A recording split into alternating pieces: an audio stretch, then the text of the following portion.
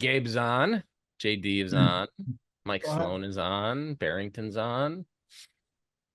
Everybody's got their cameras off. They're all hiding this morning. Everybody's shy. Very sad. Oh, Gabe turned his camera on. There we go. Okay. Whoa, nice. What are you in a timber frame there? Yeah. I'm in a garage now, man. That's how important these meetings are to me. I'll come out in a garage and do it. Why don't you have Wi-Fi you can connect to, Scott? You're killing me. I'm traveling, dude. I know. How hot is it in that garage? Well, it's about 90 degrees. It's not bad. Oh my gosh. Get a fan, Scott. I know. Yeah. Hey, I got 12 fans on right now. I got you 12. Come on now. Let's go. Look at him go. Good Lord. There you go. Yeah. Mike Clancy just joined. Nice. He's not on audio yet. He'll get there. He can't hear us, so if you got anything to say it now. Okay. Hey guys, just so you know, I got to jump off early because I made a mistake by making an appointment for my dog to get a haircut at 10 a.m. And I'm like, I'm such an idiot. I don't know what I did, why I did that. I forgot that the meeting was, I'm stupid. So forgive me if I jump off early, but so you guys know, I couldn't do it. The next time they could do it was at the end of August. she's a bear right now. So I got to she needs to be groomed. I'll, I'm sorry, guys. No, you're good, buddy. I'll never make that mistake again. Relax. We'll seriously, right? We'll record it. It's going to be on YouTube by the end of the day today. So don't sweat it. Holy cow. Yeah. I'm so mad though. Joe, what do we say? Miss a meeting, miss a lot, right? Yep. You must be going to a funeral, Gabe. Your own. Yeah, just part insult to injury. Go ahead. Just rub it in. Go ahead. It's okay. Kidding. We're just kidding, man. Opportunity's knocking. Gabe's running away. Yep. He's nailing the door shut. Kyle is on. I know there may be some latecomers, especially, which is good. You put up that link, Andy. Thank you for doing that. Yep. Oh, now Barrington's on twice, which is weird. Probably the AI Barrington coming on the second time. Oh, geez. I didn't know Barrington could clone himself. That's pretty cool. Must get a lot more done that way. Yeah. Tell me how. There you go. We'll get started in about another minute or so here. We're almost top of the hour here. Okay, so here's commitment. Sherry Caldwell and Mike Clancy, they live in California. It is 6 a.m. where they're at. Okay, that's commitment. Yeah. We got somebody else take their dog for a haircut at 10 o'clock, but we got two people at least from California that joined us at 6 a.m. So. Poor Gabe. Wow, man. Forget it. I'm leaving now. See you guys. Oh man. There's Washington Stephen. State. He's coming on in just a minute. Washington State. Still, that's Washington State. That's a haul. 6 o'clock. Yeah. Oh wow, that's right. Washington. Good morning. I'm sorry. Only for Scott Spear. So you had to wake up at 5:30. There you go. Or That's actually correct. 5:55, whichever. 5:30. I think Scott's the only one who rolls out of bed and gets on a Zoom meeting without showering first. I did shower this morning. See, my hair. I knew Steven was going to be on it. He's like the best looking guy. I don't know how he does it. He hangs like me. He'll sleep like 4 hours a night. He gets up, man. He looks like $1 million when he gets on. So I have to try to at least look as good, maybe as good as, I don't know, his pocket or something like that. But yeah, man. So Steven, you should feel special. I got up and took a shower just for you this morning. Thank you, Scott. Yeah, man. He doesn't do it for us, and we've known him for years, so you'll get there eventually. Yeah. They're lucky when I put a shirt on these early morning ones, man. It's a good thing I don't stand up, okay? We'll say that. Good Lord. All right. It's a couple minutes after 9. We're going to get started. We may have some latecomers over here. Scott, we ready to Want me to kick this thing Yeah. off real quick and right over to you? Yeah, thanks, Joe. All right. All right. Yeah, okay. Welcome, everybody. East Coasters, West Coasters. Stephen, just to give you an idea of how important this is to some people, we have some people out on the West Coast. It's 6 a.m. and they join this call. You may know them from the Storage Rebel group, but thank you, everybody, for joining. This is the FREIA group, Freedom First Real Estate Investment Association. The coolest part of that is the REIA part. If you're a member and you look up REIA, REIA.org, you can see where there's different REIA meetings across the country that you can go to. I travel, as everybody knows, live in an RV full time, been doing it for 4 years now with my lovely wife. And when I go to different states, I'll find out if there's a local REIA group meeting there, and I'll go in and meet with them. I'm like, you come in for free, it's no problem, you're a visitor. And it's a great way to meet people all across the country. I actually went to the one here in Denver, Colorado, and met a couple of private money lenders. So, you know, that's the value right there. But so we're part of FREIA, and next month is the picnic for FREIA, which I'm gonna let Andy talk about in a couple of minutes. Make sure if you're in Rochester, you do not miss that event. That will be the Rochester Real Estate Networking event of the year. Absolutely. Okay, there's gonna be so many people there. There's gonna be a lot of networking. Scott, you're a little spotty. Unfortunately, I won't be able to be there. I'm going to be in Sturgis. Okay, so a little more. We're probably going to run this one, Joe, unfortunately, because this is my signal where I'm at today. So, Joe, if you want to kick off the rest of this thing, go ahead. I'll let you talk, and I'll introduce Steve, and I'll come back on. I'll shut off my video. Maybe that'll help. But Joe, you do the rest of this, okay? All right.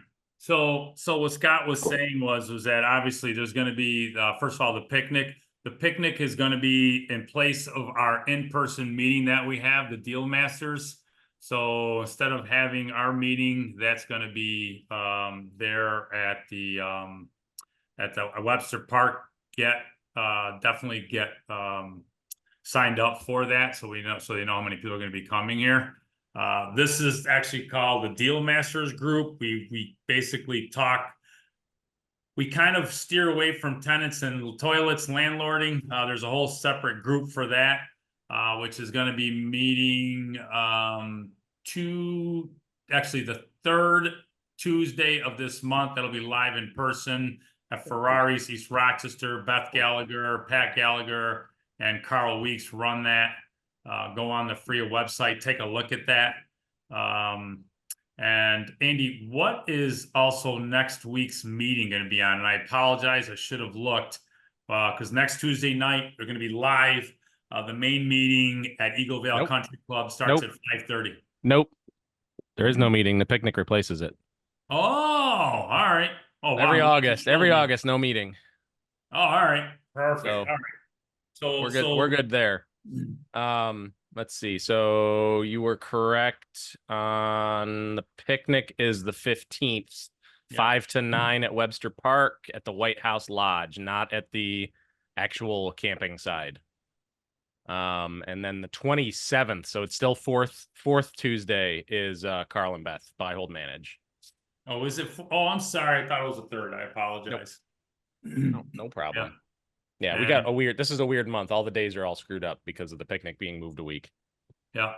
And then obviously there's other meetings. There's coffee club Monday morning. There's the women's networking group for real estate. Just go on the FREIA website.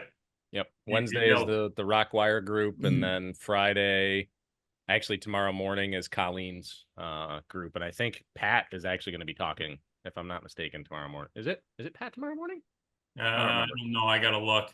She sent it out, but somebody's talking tomorrow morning. Yeah. So obviously there's a ton of stuff going on. Get connected. At least that way you're networking with people. We definitely want reservations because we are actually having the food catered this time.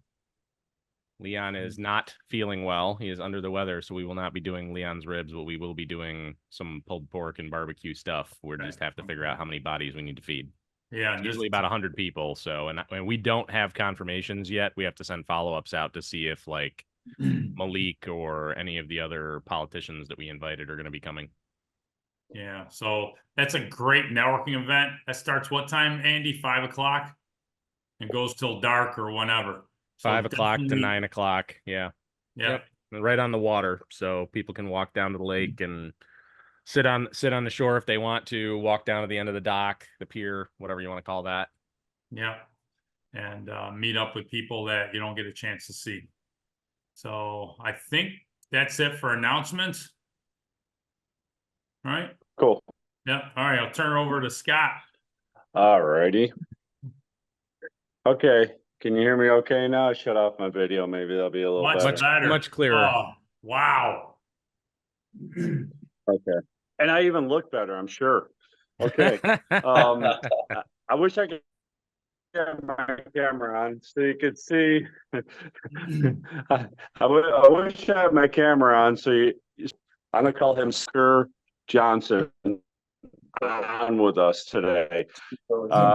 Stephen and I become great friends. We've actually met up. He lives outside of Tampa, Florida. I'm gonna let him explain a little bit about his history and all that. But he's married to a lovely wife. Her name is Sarah. And whenever we get together with those guys, it's just a lot of fun. I don't know if you can tell by looking at Stephen, but he's a fun, cool dude to hang out with. They have 2 daughters. They're 12 and 9. And this dude, he travels. He's going to talk a little bit about something he saw last weekend when he was at the beach. And he and I met in 2019. There was a Michael Wagner, who most of y'all know, held an event. It was his very first storage presentation. There wasn't even Storage Rebels back then. And it was at Woodcliff Lodge in Rochester, New York, up there. And where's that at, Joe? What do they Victor, call that? Pittsford. Woodcliff? Yeah, Victor, Pittsford area. There you go. Stephen Johnson was the last person to come. I remember he came in and I asked Mike, I go, who is this Stephen Johnson dude? And he said, Stephen Johnson is like the coolest guy. Stephen Johnson suffers from FOMO. Now, I'm an old dude. I didn't know what FOMO was. Okay. But he said Stephen Johnson sat and toiled over whether to come or not from Florida to Rochester for the very first storage event Mike held. So fear of missing out. Okay. And that's a match that lit this bonfire that Stephen has done in storage. Stephen and I got in storage about the same time. He's gone on to buy a couple facilities. We'll talk a little bit about that. And Joe and I were talking with Stephen the other day, just kind of telling him about the group and all that. And Stephen said something that really hit me. I believe in this. I live in it, but I've never heard anybody say it this way. But he said he was brought up by somebody and his job is bringing up somebody. What that means is people help you to get where you're at. After you get to that, you kind of stick around and help other people get Scott. where you're at. That's why Joe and I keep doing this thing. People like FFREIA anymore, things like that. And it's unfortunate. Must be. Oh, did we lose him? I stopped talking. Can you hear me okay or no? Now we can, yeah. Okay. All right. So what I'm going to do, and I'm going to apologize. My signal's bad here. It just seems to be that way. But I'm going to let Stephen Johnson talk a little bit about himself and what he's done. And today we're going to talk about creative financing. So I give to you, Stephen, the Mortgage Walker Johnson. Go ahead, Stephen. I don't know if I have that name anywhere else with this group, but I'll take it. So thank you, Scott. As Scott said, my name is Stephen Johnson. I grew up in St. Louis, Missouri. I live now in the Tampa Bay area of Florida. I do enjoy it down here in this nice weather. I did my first deal in 2012. I went to buy a rehab and my wife was pregnant at the time. And she woke up one Saturday morning and decided it was too much. And she put it on Craigslist. By 2 o'clock that afternoon, I made $7,000 and I never bought the house. I didn't know how it happened. I mean, I sort of knew how it happened, but I didn't totally know how it happened. And that kind of opened my eyes to what was available. So at that point in time, I had spent money on coaches, and I think what Scott was sort of alluding to is I've always liked this idea of bring somebody up with you while you're being led by somebody great. A shooting star, when you're on one shooting star, you got to rope for that next one and try to catch it and keep riding up. And that's kind of how my investing career has been over the last decade or so. I have always had coaches in my life. I've always paid mentors, and I believe that a lot of my success is attributed to that. I get to learn from their mistakes first. I know it's said a lot, but I'm a true practitioner of that. My first coach got me out of my job in 1 day less than a year. So what's that, 364 days it took me to quit my job. And back then, this was 2014, is when I ended up quitting.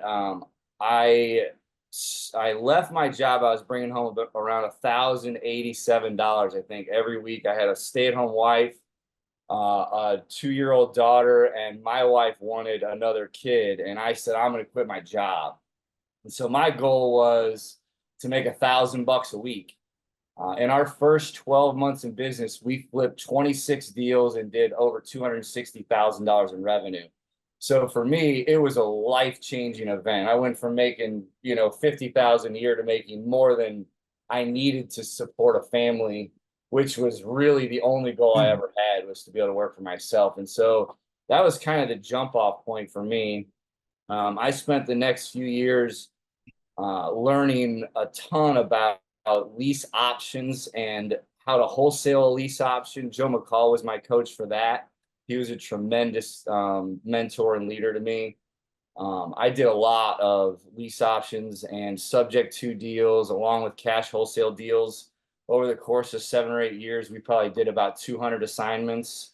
And I'd say, I'm pulling this number out of thin air, but let's say 10% of those were creative. By the time I ramped down my wholesale business in 2021, I was pretty much only doing creative deals. I wasn't interested in cash wholesale assignments anymore. But at that point in time, we had gotten to the measure where we were no longer wholesaling these deals, we were taking them down. So we would take down the deals, and rather than do the rehabs, and I come from a rehab experience. Prior to investing, I was a project manager. I ran commercial projects all over the southeastern U.S. to the tune of $3 to $5 million in work every year. I had multiple crews. I'd run 40 to 60 men at a time on multiple job sites. So I was familiar with construction. I grew up in the residential world. I just didn't want to be a rehabber. And when I got in 2012 and 14, for any of you guys who were in then, the worst thing you could do is buy a house to rehab. Everybody was going bankrupt. So we didn't borrow from banks. We didn't do rehabs. Those were the two things we didn't do. And so we had to go about it a little bit differently. And so because of our background in wholesaling lease options, both to acquire them and to sell them to investors as turnkey assets, because of that experience, we decided to start taking down our wholesale cash deals. We would use our own cash, and then we would lease option those deals to our rehab buyers, the guys and girls who were rehabbing from us that were buying our deals. We would utilize their expertise to rehab these deals. They would pay us while they held them, and then we would get an equity split on the back end. So we started doing that the last 2 or 3 years, along with holding single family rentals. I can pause for a sec because it keeps going, but we hold a few multifamily rentals in the 2 to 3 range, 2 to 3 unit range. We own a mobile home that's simple, but in the last 3 years, we've gotten into storage, and we're actually in a deal with Mike, who's in there. He's helping us put some money to work there in Mississippi, and then we own another one in Texas that's also growing and being successful. And we did try to buy a couple more last year unsuccessfully, but we're still in the market for more. And so we've done some pretty creative stuff that we can get into, but that's kind of the 5-minute version of my experience. We've done cash wholesale deals, lease option deals, seller finance, both on the acquisition and disposition side. We have done small multifamily. We have done storage. We love to do equity split deals. So a little bit of anything that gets either our expertise, our resources, or our capital to work, while we can still watch dolphins jump out of the water on the boat on the weekend, right, Scott? Oh, I don't know if Scott's still there or not. I'm here. Yeah, I definitely. That's yeah. When Mike was telling us about the dolphins jumping, that was a pretty cool story, and that's part of dream building too. What we do here is, kind of give people ideas of, why are you going to push through to do this? And when Steven told us the story about the dolphins, I'm like, man, that's perfect. Yeah, this past weekend, a friend of mine showed up randomly, and we jumped on the boat and went out, and his kids were with us, and my kids were with us, and we went dolphin, not hunting as in to kill, but hunting as in to find, to look at. And we found them, and we found some family with a couple babies, and the next thing you know, they're jumping out of the water and they're playing next to the boat, and it's like, those are the Tuesdays that are amazing. Those are the Thursdays at 1 o'clock when everybody else is doing what they may have to do, that we get to do what we want to do. So there's some pretty powerful moments in those experiences. And Stephen, I know when we talked on the phone a couple of days ago, because everybody here wants to know about some of the creative financing. I was fascinated by some of the stuff you were telling me, and because look, we can always learn. I'm still learning, and I'd like for you to share the story. You talked about you bought the one property where you put the mortgage on it, and then actually then you walked it over and you had it free and clear. I mean, I was like fascinated by this. I still can't get it out of my head, but I'd like for you to at least talk about that and expand on it. And I know if people have questions, feel free to ask some questions also. Yeah, for sure. Open dialogue story. If you guys want to pause and ask questions, feel free. So I've done a handful of these. This is one of my more creative favorite things to do. I learned this at a seminar with Pete Fortunato probably 4 years ago. And I immediately tried to initiate it into a deal, and it's worked on a handful of times. I've done this.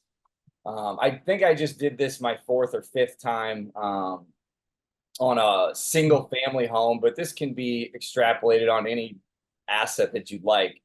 But I just did this about a month ago, maybe 5 weeks ago. I closed another one, so we are in process of doing one.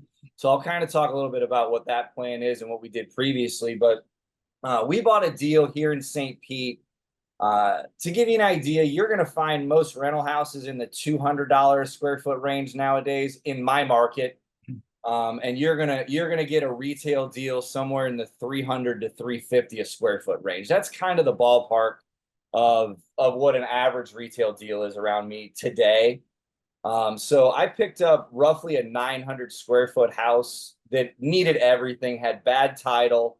The AC had permit issues, overgrowth everywhere. The guy wanted to stay past the closing date. So this was really one of those deals that it wasn't great for a retail buyer. You're not going to get financing on it. So he wanted cash. He didn't need all the cash.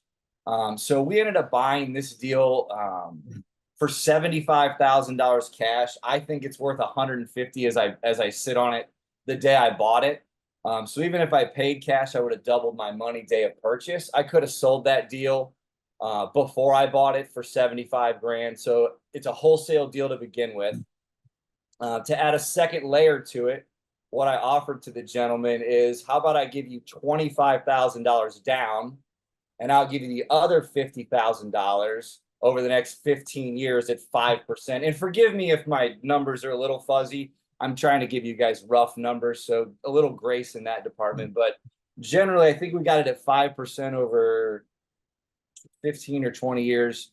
I'm going to kind of look at my notes a little bit here, if you don't mind, just for the numbers. So if I would have made 75 grand wholesaling it, instead of that, what I decided to do is we're going to take that down, and it needed about 50 grand in rehab. And at 50 grand in rehab, I think I could sell it for around 240,000. So now I'm in it for 125 grand and it's worth 240,000. So there's quite a spread there. There's 100,000 and change in that spread. So I'm going to go from making 75,000 and making 100,000. And I'm going to use his money to do it. So not only did I get 50 grand from the seller at 5%, which if you guys are borrowing hard money, we're getting 3 and 12 right now to lend, and we're at 75% purchase. So to get 5% money on a 15 or 25 year AM is a pretty great lend deal. Because I got that money, I don't want to give that money up. So I'm going to add a third layer to that. So what I offered him is, if I were to default on this loan, do you want your shitty little house back? And those are my words. I said, you want your shitty little house back, or would you rather have a $600,000 triplex in Gulfport, which is a really nice area? I own this triplex. I've owned it for 5 years. It's worth probably 600 grand. I owe about 200 grand on it. I keep 2 mortgages on it, sometimes 3 mortgages, because we do this. And so he's now in 3rd position on my triplex instead of being on 1st position on his house. And that's the part that is really super creative when I add the 4th layer, which is we exit this deal. So let's say we exit the house that I just purchased. We're going to buy it. We're going to fix it up. We're going to sell it. Most of you, or some of you, may be familiar with that or have done that or know that is an opportunistic way to make capital gain income. We can do that. Here's the best part, though. The $50,000 that I borrowed from the seller of the 75,000, it's now secured to my triplex. So when I go to exit the single family home, I'm going to get my profit, the 100,000. I'm going to get my investment, the 125,000, and 50,000 of that's not mine, is it? 50,000 of that is the seller's money that under normal circumstances you don't get, but the seller gets, likely because of a due on sale clause, which we don't have. So when we go to sell this single family home, I have now exited with $100,000 profit, 125,000 of my money, of which 50,000 is the seller's money at 5%. So now I've given myself a 5% loan amortized over 15 or 20 years that I can use to either reinvest in another deal, right? Because now I have $50,000 at 5%, costs me $400 a month, $5 grand a year, right? So for $5 grand a year, I now have $50,000 in working capital, or I can pay down an 8% interest only lender, or I can pay down any other debt that I have, right? I can use it in another deal. Let's say that Mike comes to me with another equity deal and he's looking for 50,000 for 5% of his deal. Well, hey, Mike, here's 50 grand that's going to grow at 17 to 20% in an equity deal that I just borrowed at 5%. So I can make the arbitrage or the spread on that delta. So we layered that deal 4 different ways to create 4 different types of income on that one deal. And we've done that over and over and over again. And so that's one of my favorite creative financing techniques that I've used a few times to create both income as well as really cheap long-term debt. Now, not to interrupt you, but first of all, when Stephen told me this, my brain was like going 1,000 miles an hour trying to comprehend what he just said. So I had to back up. And then my other question to Stephen was, yeah, but now you've got 4 mortgages on that other building. And my question was that going to put him upside down in regards to payments on the property? So I don't know if anyone else. I mean, can you elaborate on that also, Stephen? Yeah, the property that I actually did put that debt on, the cash flow is not a issue. We owe around 200,000 on it. I think I pay $750 a month, and our rent's 3,300. So we have plenty of sway in there. So we have a duplex and a triplex that we use because the equity's so high. You know, the banks think they're worth so much and they make money. So we really, I joke that those are my debt whores. I just use them. They have second, third. I've had 4 mortgages on them. But as we move in and out of these, I'll throw one 5% mortgage on there for 50 grand and then pay off. I might bring 30 grand to the table of my own, but pay off an $80,000 8.5% note. You know, and so my cash flow might drop by $150 a month, but I've paid off $80,000 and 3 points on that, or 3 points on 50 and the whole 8 points on 30. You know, so some version of that. So I'm always managing what debt is the we play with loan constants. If you guys like loan constants, that's another numeric value to play with when you're using debt calculations. But if you're just simplistically getting a 6% debt versus an 8% debt, it's very easy to calculate a 2% spread on 100 grand. You'll save 2 points a year, right? You'll save 2 grand a year. Well, if you do that on 200 grand, you save 4 grand, you know, and you keep going up. So if you have amortized loans, you can use a loan constant to compare the loans. But really the idea is that you take a value of interest that's lower than what you're paying, and you try to secure that debt to something else. So when you sell the asset you purchase, you can pay off a greater debt at a lower interest value. I see Mike's hand. Yep, Mike's hand up. Go ahead, Mike. Hey, Steven, great to see you, and thanks so much for doing this, man. Appreciate it. I'm wondering, as you're going through this 4-layer deal, how much education you had to provide the seller? Like how did you sort of build that trust and explain to them in a way the benefits for them? Because I can see how there might be potential with people resisting because they don't understand.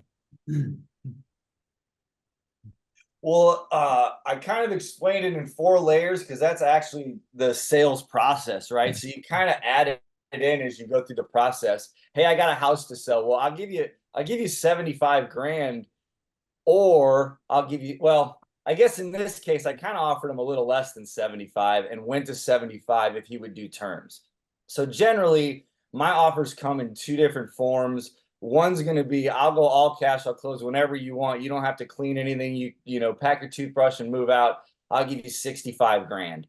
Or I can give you 75 grand if you don't need all the money today. And by the way, I can also spread your tax implication out over the next 25 years rather than getting all your taxes hit at once. So I'm going to use round numbers. And, you know, somebody's got, let's say they're going to make, what's 27 times 2? 54,000. So they got a $54,000 tax bill or a $54,000 gain. So they can pay taxes on 54 grand, or I can pay them $2,000 over 27.5 years, and we can offset 2,000 a year. So one of the primary advantages to seller financing is an installment sale. I love that word. If I can get you an installment sale, I'm going to reduce your taxes. I borrowed $900,000 from a seller because of that word right there, installment sale. Because I was able to spread his gain over 25 years instead of all up front. And so I can A, reduce your taxes, and B, I can pay you more if you don't need the money today. Most sellers, in my experience, they need a little something to do something today. Whatever that is, I don't know what it is. Sometimes they got another house. They need to remove trees for 13 grand. So they're selling one. Or they got, you know, they have one big issue they have to solve, and then the rest would just be nice to have a little extra. So generally it's a cash offer and a seller finance offer that's worded in the way of a promissory note as an installment sale. And then within that, as the trust goes on, I can start talking about our other houses and other stuff. And hey, by the way, if there was a situation where we weren't to default, would you rather have this house, which generally is in disrepair, and they don't want it anyway? That's why they're getting rid of it. They don't want to deal with it. So if I was to secure this with 100 grand, hey, Mike, can I borrow 75 grand and I'll give you either something worth 100 or something worth 500? What would you choose? So in the logical process of building rapport, those are kind of the layers that you go through. I'll give you the cash, but I can give you a lot more if you let me sell it, if you let me buy it over time. Well, right? You're giving them options, you're giving them choices, which feels like it empowers them, because it kind of does, building that trust. Thanks. And generally I'll say the purchase price is 75, but I will present it in a way that shows, let's say $400 over 10 years, whatever that would be, 400 times 120, 48,000, plus I gave him 25,000 up front. That'd be 73. So that's not the real number. But if that was the real number, it should be closer to like 120 or 125, right? It's going to be significantly higher than the 65 or 75 I'd give you, because I'm going to add up all the payments that I'm going to make them. I guess if it's 25, I don't remember if it's 25 years or 15 times 400 times 12. Yeah, plus 25. So that would be 145,000 if it was a 25-year AM, which is probably what I presented, right? I can give you 65,000 cash or 145,000 over 25 years. Right. So you want to present it in a way that seems significantly greater. By the way, you were going to pay less in taxes. By the way, you're going to be secured by an asset worth more. So each layer adds confidence, adds trust. Looks like Barrington's got his hand up. Hey, Stephen. So I have a quick question. So with this particular deal that you're referring to, the guy now has fourth lien position on this other property. Am I understanding that correctly? Yeah, he might be third on the triplex, but yeah, he's Okay. not first and he's not second. Yeah. Okay, so when the conversation comes up as far as being third or fourth lien position, he's going to be the last one to get paid if he were to default. Never comes up. Okay, yeah, okay. Never comes up. Yeah. Because Barrington, I'm not buying a house from you. You know what you're doing. I'm buying a house from somebody who needs 25 grand right now. And he's going to move out 30 days after that. He doesn't care. Right. Makes sense. So one last question. So basically, when you're approaching someone with seller financing and giving them that option that you're talking about, let's say, if you're looking to seller finance 50,000 or 100,000, you're giving them the option to put that loan on a different property than the one that you're purchasing from them, right? A better piece of real estate, a more valuable. A better piece of real estate. Yeah. Yep. I got it. That makes sense. That makes a lot of sense. Yep. Thank you very much. Yep. Now to expand on that, by the way, one of the questions that I asked Mike was that how was he able to do that? And did he have to get permission from the purchaser of the property? That was one of my questions. Yeah.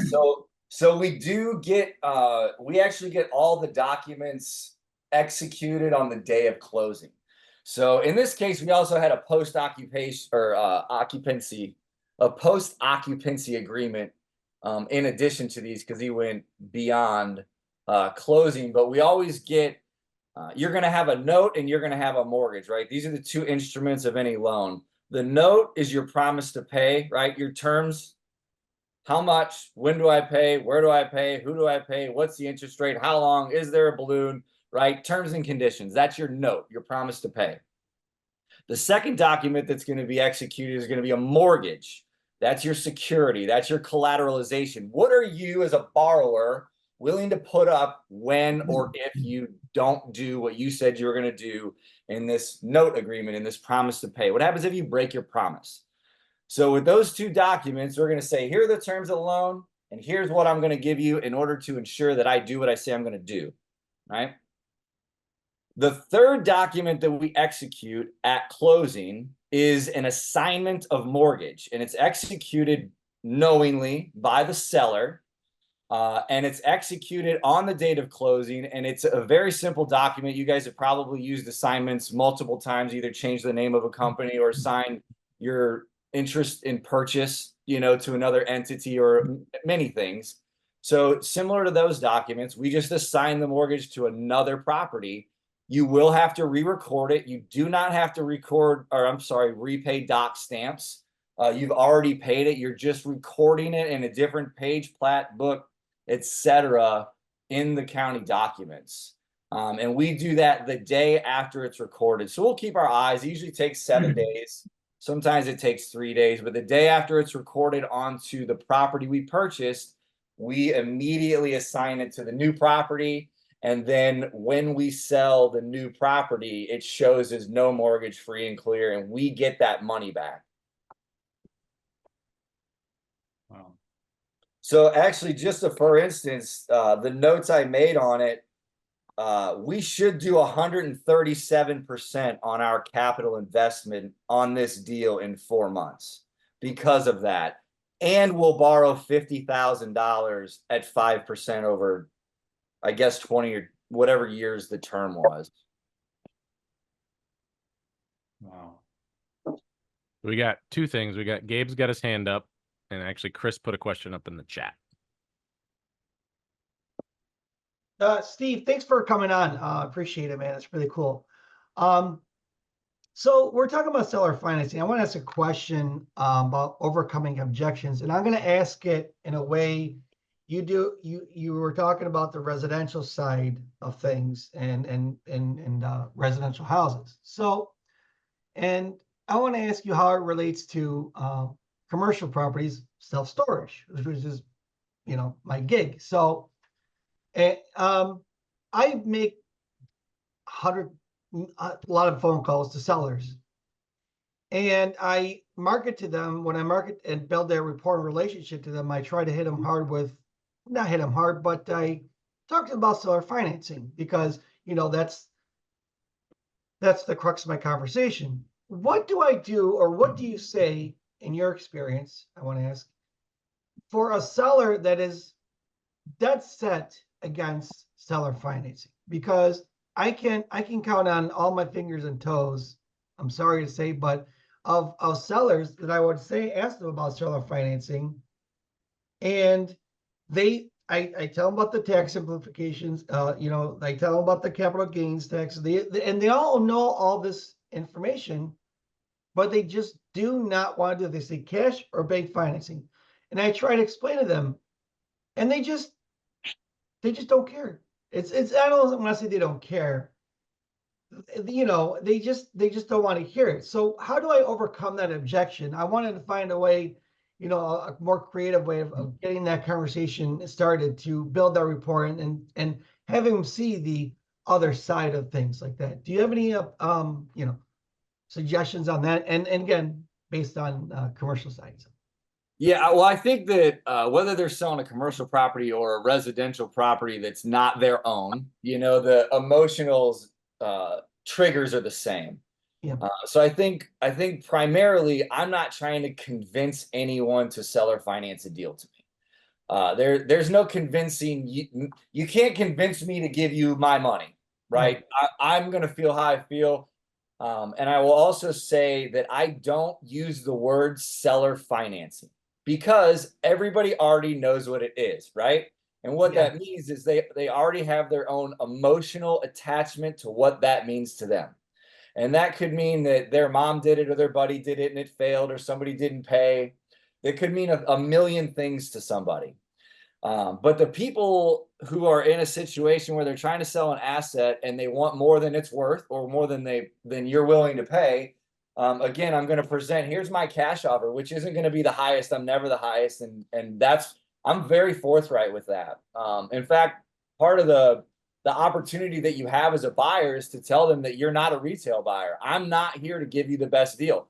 I'm here to give you what you want and make this transition as smooth as possible for you. Also, if there's a way that I can help you reduce your capital gains from owing the government $1 million to owing the government nearly nothing, that probably wouldn't interest you, would it? And I'm silent. I'm just silent. You're probably not interested in paying nothing in taxes. That's probably not going to happen. But I'll tell you what I can do. I can take what's due next year in capital gains tax, and I can help you spread. Here's the disclosure, right? I'm not a CPA. I'm not an attorney. I'm not any of those things. However, I have experience in an opportunity that could spread those taxes and your recapture depreciation over the next 20 to 40 years, which would significantly reduce your tax liability and significantly increase your return on investment. So I'm not saying, hey, do you want to seller finance to me? The question I'm asking is, how much money do you need today to accomplish the goal that you're trying to accomplish today? I didn't ask you how much do you want for your property. How much do you need today to accomplish what you need today? Great. How can I get you the price that you want? Because they all have a price in their head. Yep. Now I've just overcome two major objections. How much does my down payment have to be? Whatever he says it does. How much do I need to pay him? Whatever he said I do. Now, can I adjust the interest, the term, and all the other options available to me to get the same monthly payment as I got before through a 1% interest only loan or a principal only loan or a principal only loan that doesn't start for 4 years, right? There's a dozen ways to catch us back up on a large down payment. You want 35% down? Great. I'm happy to bring 35% down. We're going to structure that as 10% down, and I'm going to prepay the first 5 years in payments for you. But I'll get you that 35% down. And 5 years from now, I can start paying you, and then you can start worrying about taxes. So it's like, I want to know, how much do you need today? What's your real objection to the purchase price? And how do I buy it in a way that gets me my money back in 3 to 4 years based on that down payment? These are my numbers. And how can I manipulate the interest rate and the term, the length of term, to get the numbers that I want to get and give them the numbers they want to get? And the rest is just conversational, right? How much do I need in CapEx? How much do I need in operating expense? So I think the first thing to do is don't try to convince anybody to sell their finance. Talk to them about how much they're going to pay in taxes and what they need today to execute on what they want to accomplish today. And then the rest of it is building the rapport and creating the opportunity that they want to feel comfortable moving forward with holding that paper for you. Okay. Perfect. Thank you so much. That's great. Thank you. That's awesome. Chris has a question in the chat. It says, if the seller owes more than you're willing to pay up front, have you ever done a wrap mortgage? It seems like a better alternative to subject to because it protects the seller. So I'm not interested, hate me for this, in protecting the seller. I'm interested in protecting myself. So if they owed more than I was willing to pay, I would not wrap it. I would likely lease it with an option to purchase it from them so that I can exit whenever I want. I'm free to move, they're tied in. So if it was a situation where what I would consider an upside down property, but maybe it's got great debt on it, right? Maybe I'm making some sort of a debt play on it. I don't know. Likely I wouldn't buy a property that was upside down like that, but if for some reason it cash flowed, then I would likely structure it as an option deal rather than taking any title. I wouldn't take title to it.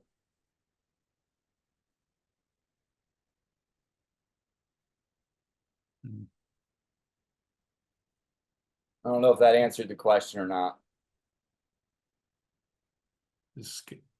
Scott, are you, I don't know if we lost Scott or not. He's there. He's not unmuted, but he's there. I can see him. So, all right. So I didn't know. If I was to make the assumption that in the next 3 years, the amortization schedule would be at a point that it would make sense, like if there was super high debt pay down, like I was buying something with really high cash flow that was going to pay down debt service really quick, then I would still structure it the same, but I would maybe do a shorter option and try to execute the option right when the amortization table made sense. But I would include an extension. I really wouldn't take title to something that had debt on it from an institution. If it was an institution, I wouldn't do it at all. I don't like institutional debt. So I guess there'd have to be some specifics on that. But really, I would structure it without taking title. I'd control it. I wouldn't take title to it. I know, by the way, I can't tell if there's any other questions on what Stephen was just talking about. I see Barrington has another question. Go ahead, Barrington. Yeah, what I've been having problems with lately, with offering seller financing, as far as terms, I've been having issues with terms like one, and this is all multifamily properties I'm referring to. Like one was a 9-unit, they wanted 50% down and things of that nature. And I was looking at a 20-unit. Guy wanted way more than what the property was worth, but I was okay with that if he would do seller financing. But then, you know, he wanted 25% down payment, which was fine. But then the rest of the terms just didn't make sense. He wanted a 10% interest rate and things of that nature. And I showed him, I broke it down to him that I would be in the negative annually. But that just lets you know he's not a motivated seller. But I've been having those problems recently. But yeah, I just wanted to just put that out there. I think in today's market, today's environment, you're going to run into that more and more. If the banks are lending at 7, 8 to investors, right, you got to spread that by a few points to make money on it. So anybody who's borrowing and arbitraging that money or sending it back on the streets wanting 9, 10, 11%. So you're playing in that ballpark. If an investor wants 25% down retail and a 10% loan, then that's a hard money loan, right? So you get hard money loans when you're getting a 25%, 50% haircut. So that type of money works when you're getting a haircut. So if he wants that money, then you need a discount on the front end. If it cash flows, then it cash flows. If it doesn't, then it doesn't. I mean, seller finance doesn't take away a person's lack of desire to exit an asset, right? You're looking for somebody to exit the asset. They want to move. If they're not going to move, then it's really hard to get terms that make sense. Otherwise, they're just going to wait for the best term. I do the same thing. You do the same thing when you put on MLS. So you're trying to get the best terms. It's kind of what you do. So you're going to get a lot of those because most people aren't looking to sell at a discount for terms. Yeah, and I figured that he was sophisticated, pretty well-known apartment building owner here in Rochester. I just happened to cold call him, and he answered the phone and gave me a conversation. So I gave him a price. He wanted $2 million. In my opinion, the numbers I ran was worth 1.3. I said, okay, if I were to give you the 2, with the 25% down payment that you're asking for, can I get the rest of the terms in my favor so I'll have success in taking down the property? And that was the last conversation we had via email. Yeah, I think the best opportunity there would be to present something in writing and let it be like, hey, if it's worth 1.3 and you think you can get 2, then you should go for 2. But if in the next 4 months you don't get $2 million for it and 10%, if you don't mind, can I follow up with you and just see if we can and just let it be. I'm gonna keep following up with him. But he's not motivated. He just took my call and stuff, and told me to make an offer. So I'm like, all right, cool. But, and that's a good idea. Sorry to interrupt you. That's a good idea too, to stop using that term, seller financing, because it probably has the same reputation as wholesaling. I never like to use that term either when I'm talking to sellers, but I like the idea of using the phrase of an installment plan. Yeah, it's very much about the terms that you use. Excuse me 1 second.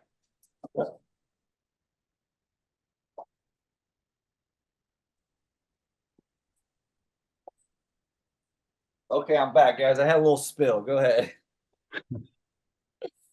Yeah, I think it's about building rapport, and if they're interested in moving it, they will. You can't convince them to sell or finance it, but you can always. I had one guy that wanted $100,000 for his property, and I said it's worth $40,000. I'll give you $50,000 with seller financing. He said I want 100. I said fine, I'll give you $100,000, but I'm going to give it to you over 30 years. And it was a principal only loan for 30 years. And the prepayment penalty was all of the interest. but the cash flow is stupid, right? So I paid twice as much, and I sold it to another investor for $40,000 down in a 3-point interest spread, right? So I sold it to him for 3 points on 100, and I bought it at 0, and I got 40,000 up front for that deal, right? But it wasn't worth 100 grand. I sold it to the investors for 50 grand at a 3-point spread, right? With the same terms. It just looked different on paper. All I did was manipulate the terms, right? To cover whatever had to happen. So it's totally possible. I mentioned also, like, if he wanted 25% down, that's fine. We can do 25% of 2 million. You want 500,000 down. I'm going to give you 100,000 directly towards the purchase price, and I'm going to give you 100,000 a year for the next 4 years, right? Then we can start our installment sale payments, right? And that way you get 4 years without making a payment to him because you already paid him up front, or 2 or 3 or 18 months or whatever you can get.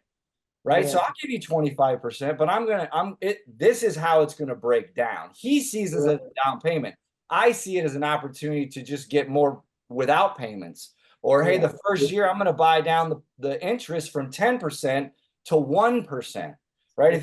If you take 9 points off the top for the first 2 or 3 years, and all that cash flow goes into debt service, you can pay that amortization schedule down so you can refinance at a better rate in 3 to 5 years. It's all just about manipulating the curve. Yeah. Yeah, that's what I like about seller financing. So many different ways to be creative with it. But yeah. There is another follow-up question from Chris. If you're making a seller finance offer on a property that needs work and the cash offer does not work for them, how do you come up with your purchase price for the seller finance offer if you have to spend a lot on repairs? You base it off of potential cash flow or cash on cash for the flip.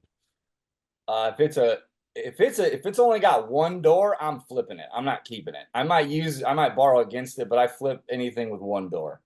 I'm sorry, the specific question was, how do you calculate the offer? It's exactly the same as if you were doing a flip. ARV times 0.7 minus repairs, minus whatever fee you want. I'm usually buying at 60 cents on the dollar. That's generally where I'm at.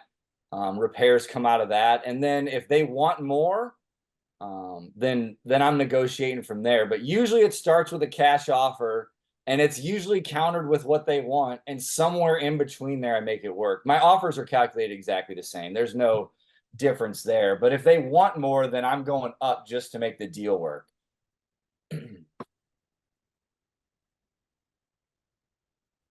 Sweet. All right. If I am holding it, it is definitely based on cash flow. But it's not calculated any different than if you were using a bank. Steven, do you just do owner finance deals? I have done somewhere between 200 and 250 transactions, and I have never used a bank for acquisitions ever. I've used private funding and seller financing for every deal. I have refinanced assets that we hold. I do use institutions for long-term, like 30-year debt. More recently, we sold our single-family portfolio and moved it all in and just kept our 2 and 3 door properties. We've been borrowing against those, not this year, but when rates were like 3-4%, we pulled as much 30-year money out as we could, and we just put it in a bank because it was earning almost as much in the bank as we were paying. And so we use that money for down payments on storage, which is generally short-term debt.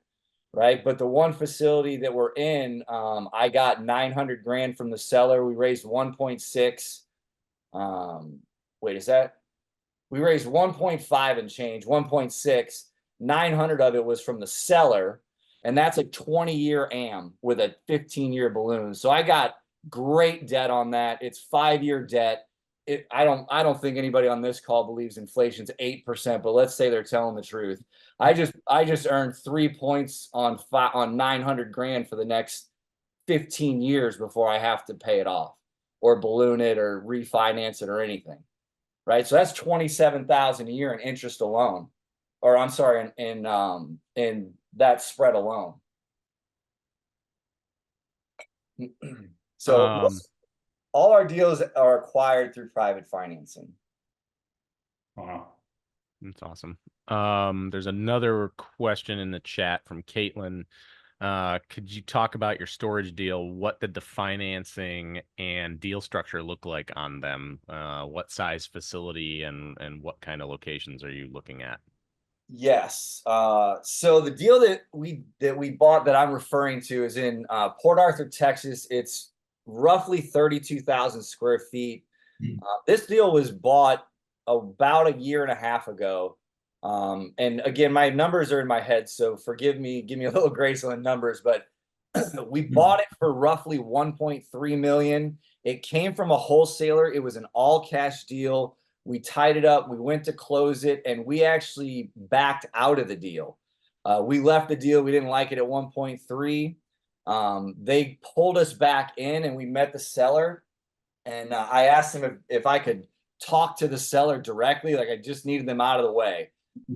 And so the wholesaler stepped aside, and I started talking with the seller, same as I'm talking to you guys, building rapport. Would you like it if I could help you with taxes? You're probably not interested in that, are you? Pause. Here he comes. I'm interested in that. Let's talk some more. And so over 2 months, we started talking about terms. And so it went from borrowing 1.15 from a bank at, I think it was 6 1/4, 6 3/4, something like that. With a shorter amortization schedule. I offered the seller, I offered him 10% down, which would have been 130,000. And I think we bought it for 1.3. So we ended up bringing 400,000 to the table, and he lent us 900,000 at 5% over 20 years, I think, but it balloons in 15. The other 600,000 that we needed for capital expenditure, purchase, reserves, etc., we raised through private funding. So my wife and I brought a portion of that. We had 2 primary investors, including us, it was 4 entities that invested. Including us, it was 3 people. So we had 2 other lenders come in the deal. One brought 300, another brought 100 from one account, 80 from another account. I think we funded the other 130-ish. You know, that math may be a little fuzzy, but somewhere in that ballpark. So that payment, I think, is around 5,000 a month, and we gross around 14 right now on that deal. It does cost us to operate. You know, we're currently cash flow negative, but we're putting a ton of money into the advertising portion. We're really just spending everything we got on advertising. So that deal we got the same way that we got the most of our single families, just through conversation. But it took, I mean, we thought we were going to close it in October, November. We didn't close it till January, because when we brought up the taxes, the advantage of moving it to January got even greater to the seller. So we waited another 3 months, which I believe really held us up, because if we would have closed it, we would have been past the rehab phase by January 1. And we would have been executing on something else. But nonetheless, we bought that deal, 32,000 square feet, 240 units, 1.3 million purchase, 1.6 invested. We're expecting a 2-point-something exit, 2.0 to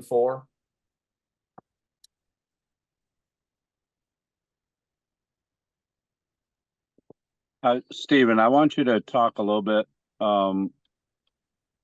because this is the one that you brought up at the Storage Rebellion meeting, right? And you weren't sure about it. And I think you sat down with Ian, you sat down with me. You know, just why don't you explain that, just kind of how, like, the group gave you confidence to go buy this thing. At first you weren't sure, and we all feel that way, you know. It's like, man, is this the right deal? But yeah, go ahead, explain that, please. Yeah, I got goosebumps thinking about it, because it was, I mean, I've never raised, that was the most money I'd ever raised in one acquisition. So it was a lot of fun. When you flip 200 houses, it's not as exciting. It's just another document, you know, like I joked that when you've done it, that Joe understands, like once you've done it so many times, it's just another document. But when you're closing your first deal and it's your first 7-figure deal and it's your first storage deal, and you know some of your best friends are executing at a super high level, you want to perform not only for your wife, kids, and family, but you know for yourself and for your investors and for the people that are around you. So I was driving all over looking for deals, and we found this deal. And the biggest issue was the taxes and insurance, which still are the biggest issue. It really, I spend $6,000 a month on taxes and insurance out there. Remember, I only pay $5,000 a month to buy it, so it's a pretty high tax and insurance location. But I'm pretty certain that at least one person in the group exited or declined this deal that I knew of. It was possibly two. I did talk to Scott and Shane about it to get their input, and I got sort of mixed feelings about it. But I also got some really good feedback from Shane about how to operate it, and from Scott about how to fund it and what he would look at it, or how he would look at it from his perspective as a person who, you know, is pretty good at providing funding for deals that are good. So I bounced it off of Shane and Scott. I definitely used Mike Wagner, who's my paid coach. As I alluded to in the beginning, I don't know how many hundreds of thousands of dollars I've spent on coaching and mentoring, but it has been hundreds of thousands of dollars over the years in mentors and coaches, including Mike Wagner, including, you know, I could go down the names of my coaches and mentors in the past that have really done a lot of good things for me. But there's always somebody who's guiding me along. And in this case, you know, you go to the group, you've got Mike, you've got Terry, and those are two of my best friends. I've known those guys for over a decade. We were in another group together before the rebellion. And so between those 3 or 4 conversations, and then I sat down with Ian at one of the retreats, and I was like, you got to look at this and tell me how this is going to do. What do you think? And he got in my spreadsheet and he boobly a whole bunch of stuff that frankly, guys, I didn't understand. You know, I was using a spreadsheet that was kind of put together by me and kind of put together by others. And he underwrote that whole deal for me and was like, do it. Go for, like, I believe in this deal. It's a good deal. Move forward. And so at that point, I was ready to execute with a finance offer. And I was really nervous more about the financing than I was anything else. And that's when it kind of went from, okay, I believe in the deal. Scott, Shane, Mike, Terry, you know, I needed 5 different people to assure me that this was right. And remember, I've done 200 transactions, but I've never done a storage deal. So I'm getting reassurance from everybody. And dude, by the time it closed on day of closing, it turned out my wife and I were able to go up there together. We dropped my kids off in St. Louis from Florida. You know, we spent 4 or 5 days in Texas together, kind of working and doing what we don't like to do anyway, but we had a great time doing it.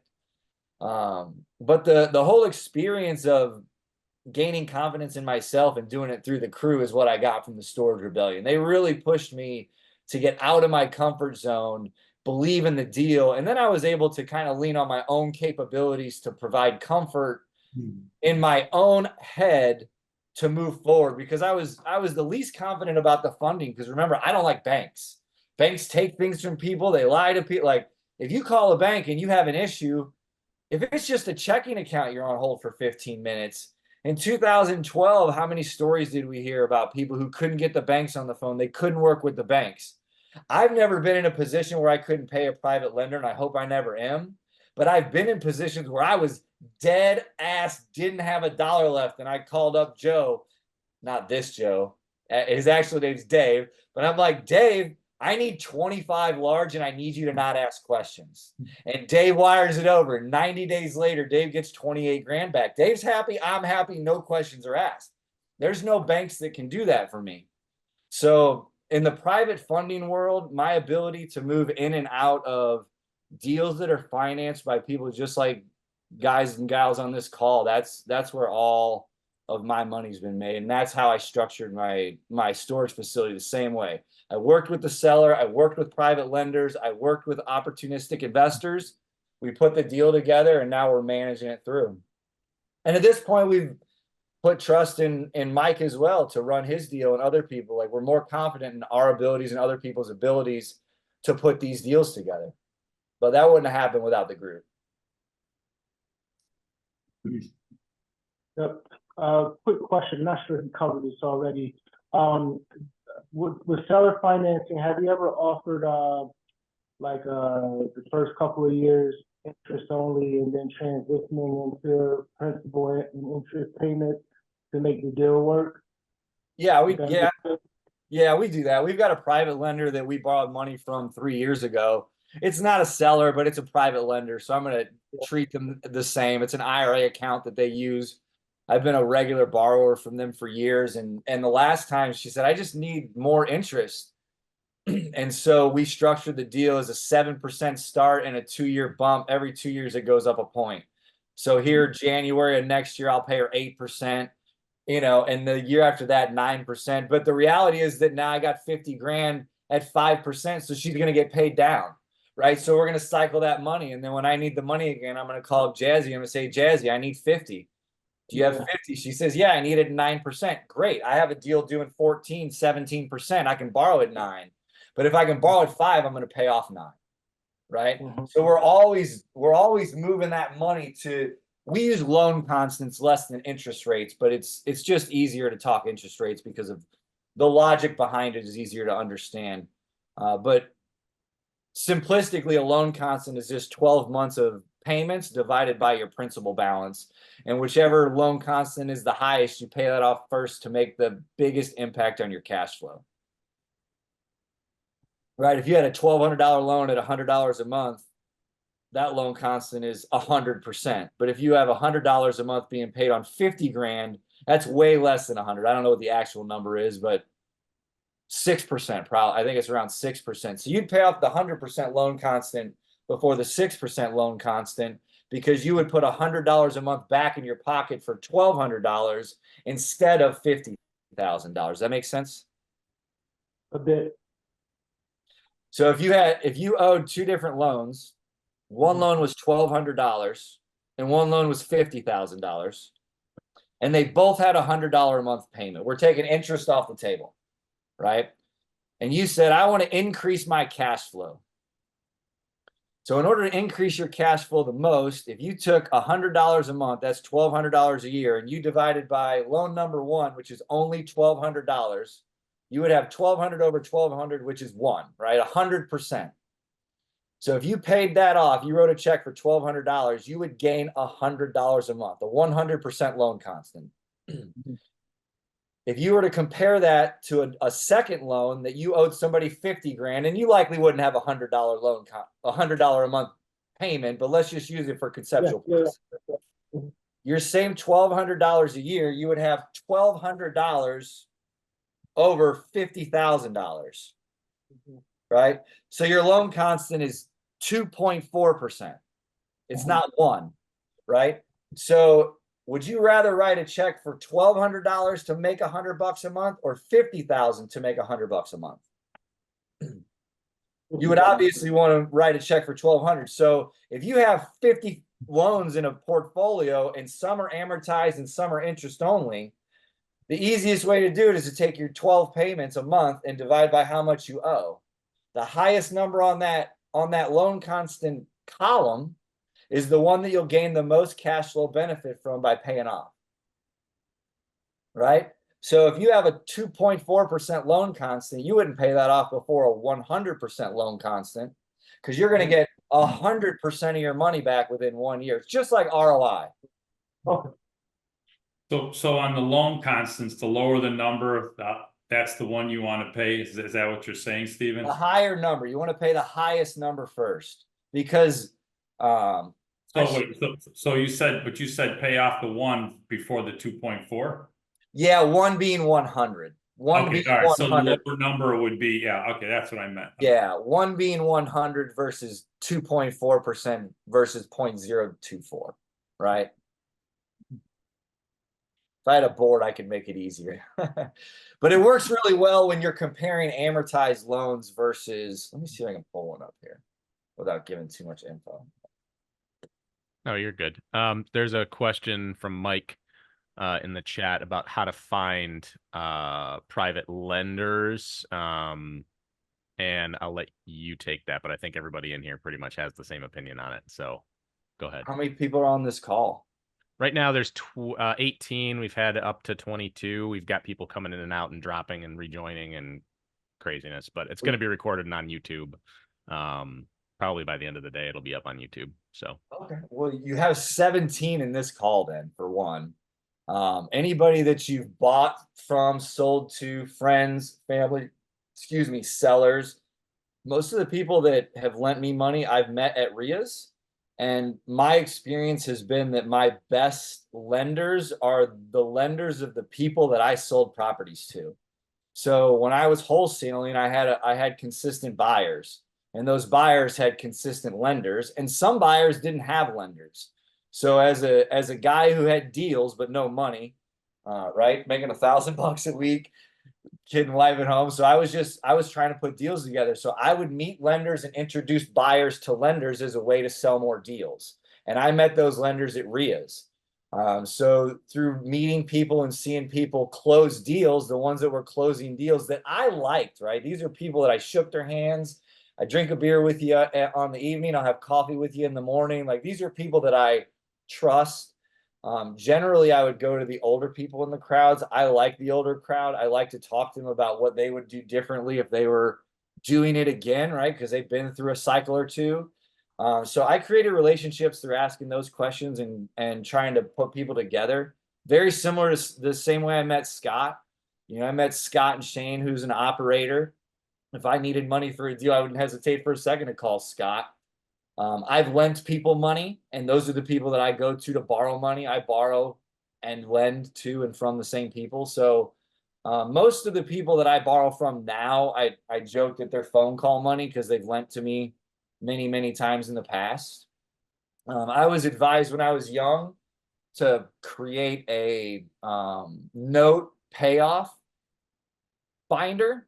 And I did that. I didn't do that for very long because once you kind of have the reputation of paying people off and giving them good returns, you get good money. You know, it works really well. What you're really going to have to fluctuate is who's going to give you cheap money, right? Who's going to give you long-term cheap money? Because the money is pretty available at 9 and 3 or 12 and 3. You know, if you want 15% money, that's pretty available. I don't do point lending anymore. I really only do equity lending anymore. But I've got some equity lenders that I don't put any money up. They put it all up, and then I give them 30% for the money. It used to be 50%. In this deal that we did, one of the answers, or one of the things I didn't mention, is that in that deal, the storage deal, for whoever asked the question, I did give up almost 30% of that deal in equity to raise the $600,000 in capital for that deal. So that was not a straight rate deal. That was an equity participation deal. So my investors are going to do much better than if I had just borrowed from them at 12 or 15%. And I will do much better because during the time when I need the money and they don't, it's going to help the asset much better. Or I guess more accurately, when the asset needs the money more, right? Like right now, my investors don't need the money. When we exit, and that capital gains hits, they're going to make all their cash flow, all their everything back at that moment, rather than throughout the long term. And I'll just add that you're not going to get preferential interest rates and preferential treatment until you've proven that you can do this. Like, yes, people need risk-adjusted returns, which means that if you're new, you haven't done this, you don't have a track record, you're going to be closer to that 12 to 15% than you are to 5%. And that's just the reality of the business. You got to cut your teeth and you got to prove that you can do what you say you're going to do. And real estate is a very small world. So especially locally, when you're in a certain market, like a Rochester, New York, or if you're doing stuff, I see somebody from Johnson City, Tennessee, like everybody knows everybody. And if you make a bunch of promises and then you don't pay on time, or you're super late, or your project stretches out for another 6 months, every other lender in the room is going to know. So you need to be super honest and forthright and upfront and just say, listen, it's my first deal. It's my second deal. I need this. Here's the property. This is where I see ARV. help me out with this and let me know, do you think this is the right number? Can you loan me this? Right. And they'll work with you. Like I do hard money for my buddy Scott, who's playing with his phone right now. I don't know what he's doing. And I don't really worry about the terms and all the other stuff. I just looked at the business plan for a little while and went, okay, we'll do this. Let's go. And it's because I've known him for 15 years and I've seen how he performs. So I'm not worried about it. Right. But you're not necessarily in that place yet. So you have to build your reputation by delivering, and then you'll get the better terms. That's gold right there. Yep. Yeah. And this may go against what a lot of people teach, but I'm a big proponent of low risk, right? The lower the risk, the better off you are.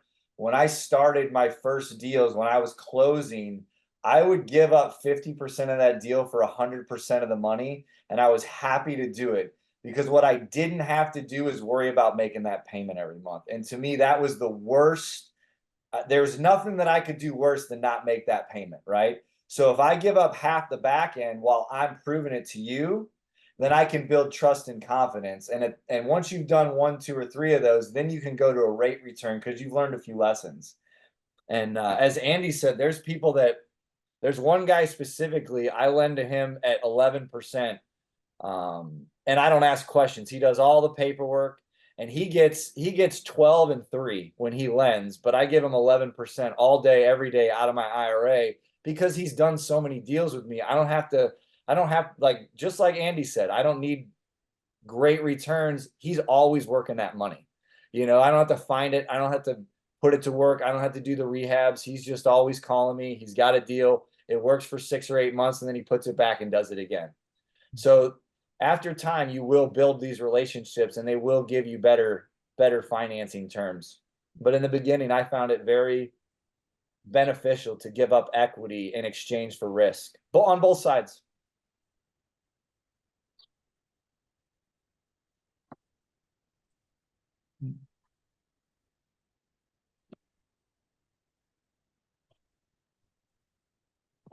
I have nothing else to say, but it's really quiet, so I'm just going to interject right here. Oh, I didn't know if we lost Scott or not, because I know Scott had some questions he wanted to go over with Steven. Yeah, I think that, Steven covered everything, that I was looking for him to cover. It was awesome to have him on. I know we're starting to wind down a little bit here, because we do like to end these at 10:30, out of respect for everybody's time. Joe and I usually stay on a little bit longer. If anybody else wants to, they certainly can.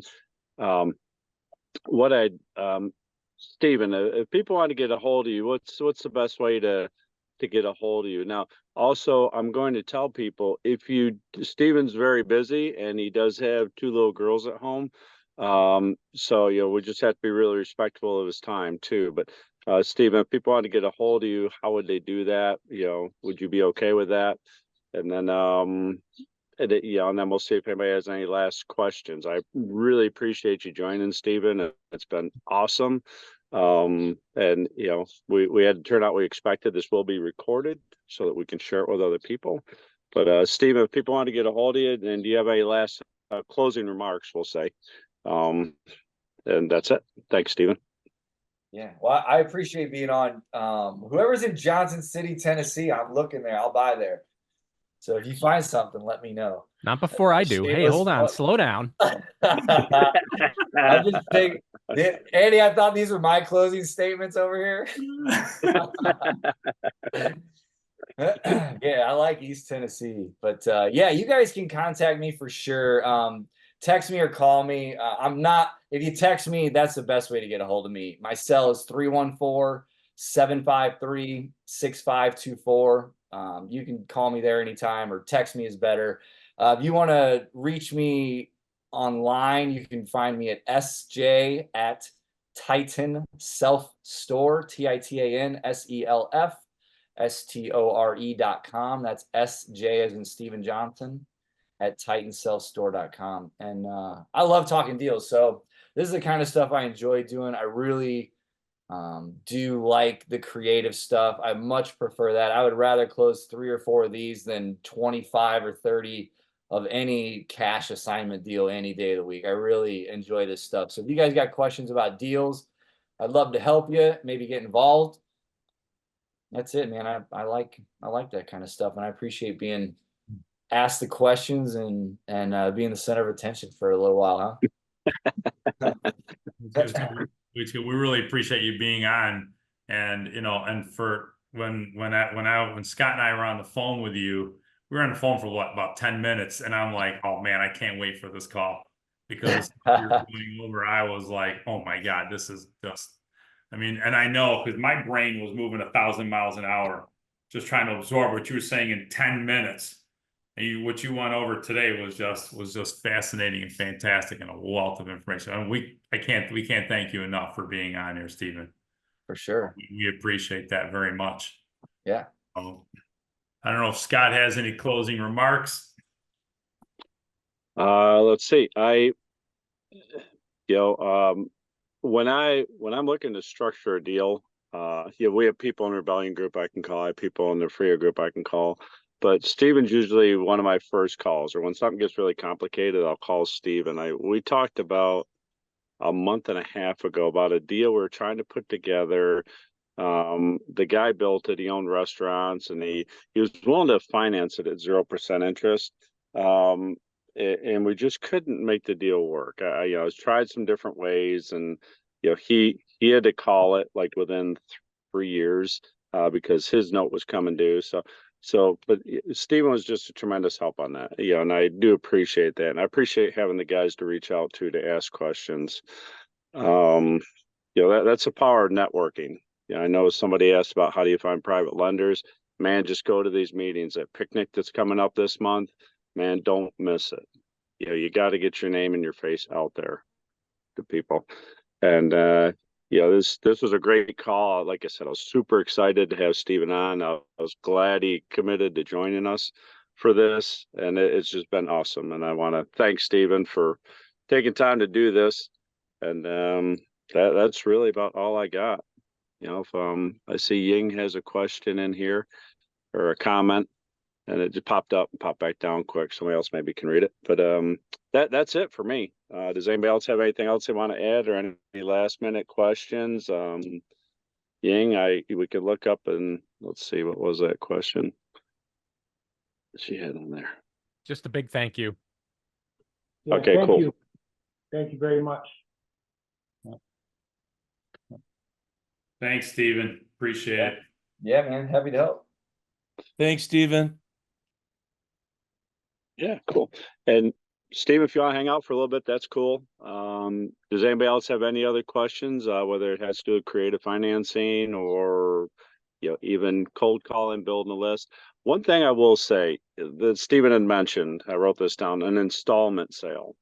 We talk to people about seller financing, they get real leery of that. But when you say installment sale, it's just something different. But it's all about building that rapport with people too. And then another thing Stephen said that Joe preaches all the time. It's time and circumstances. Mm-hmm. Things change over time with people. You don't know their situation. Eventually they're going to sell their property. That's the timing issue of selling their property. Then there's circumstances too. Things come up personally with people. I've had a deal that one guy I talked to, I've said this before, he said he was never going to sell a storage facility. 6 months later, he called me and said, hey, are you still interested in buying my facility? I was kind of joking with him a little bit. I said, man, you said you'd never sell that thing. Well, he told me his wife had cancer and he wanted to spend more time with her. So he wanted to sell his facility. We did make the deal happen. It was awesome. I was glad to be able to make it happen, but his circumstances changed. So that's why you have to keep calling. Don't give up on this business. Keep working at it. I got guys on this call that I know that have just grinded things out. They had no results for a long time, and they were just grinding it out, guys and girls. And all of a sudden results started happening. So that's what this business is. Some people find a deal within a month. Some people it takes them 2 years to find a deal. But what else are you going to do? Just keep with this. So I appreciate everybody joining us today.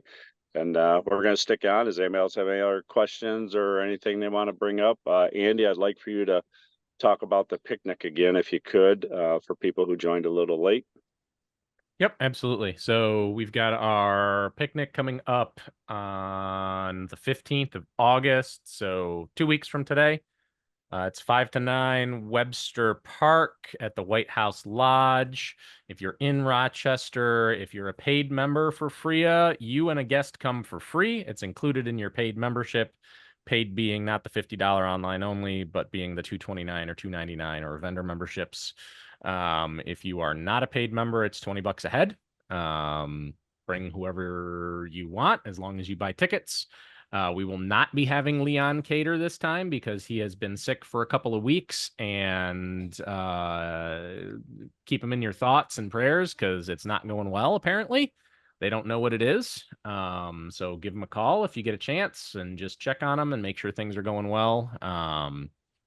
But he's not going to be doing the barbecue, so we're going to have it catered. We're probably going to make Carl we're going to voluntold Carl. He's cooking hamburgers and hot dogs, and then we'll grab some pulled pork and rolls and some salads and some other stuff. And there will be beverages of both the normal and adult variety there, like always. So, show up. It's 5 to 9 on the 15th. And I was correct. Tomorrow morning, Colleen's meeting does involve Pat Gallagher speaking, and they'll be talking about what happens when you get sued by a tenant for human rights violations in New York State. So that'll be a great conversation. If you've got properties and you want to talk tenants and toilets, that's tomorrow morning, 9 a.m. The link is on our website.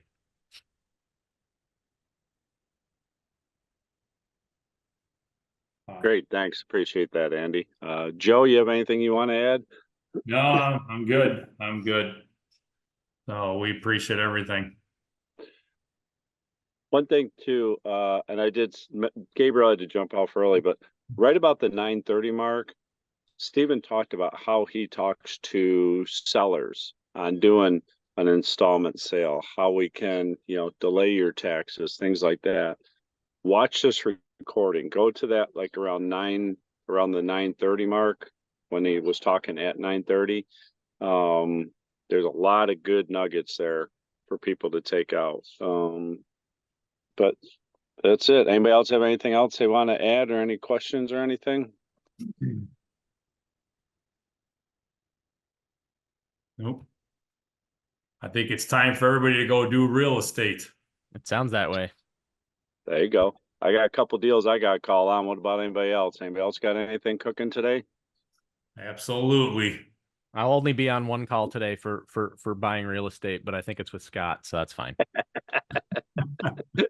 Yeah, we'll be talking a little bit, buddy. All right. So thank you everybody again All for right. joining. Stephen, thank you very much. Thank you. Dustin, I see your message in here. I will when I get the recording, I'll send it over to you. Dustin's my buddy out at Ville Platte, Louisiana. We're actually closing on a deal here in a couple weeks, and a couple people on this call are actually gonna be lending into that deal. So very excited about that one. All right. Thanks, everybody. Thanks, Stephen. Appreciate you coming on. All right. It's been great. Have a good day. I'll send everybody links when the YouTube is live. It takes about an hour for it to load. So Awesome. All right. Thank you guys. Appreciate it. All right.